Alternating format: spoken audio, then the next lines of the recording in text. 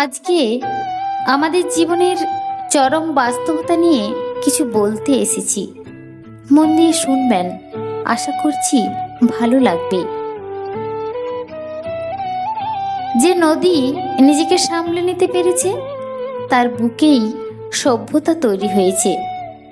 হ্যাঁ, ঠিক তেমনি তোমাকেও নদী হতে হবে, সামলে নিতে হবে নিজেকে।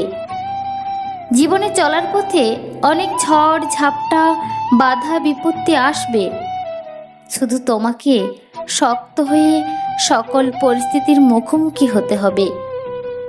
মনে রাখতে হবে, এই জীবনটা কিন্তু 100 মিটার রেস নয়, যেখানে নির্দিষ্ট দূরত্বে যেতে প্রতিযোগিতায় প্রথম হতে হবে।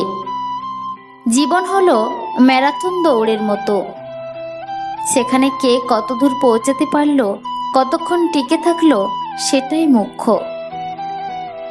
আমাদের 60 বছরের জীবনে 20 বছর দেখতে দেখতে কেটে যাবে, বাকি থাকছে 40 বছর। এই 40 বছর তোমাকে শেখাবে বাস্তবতা কি, শেখাবে জীবনের আসল মানে।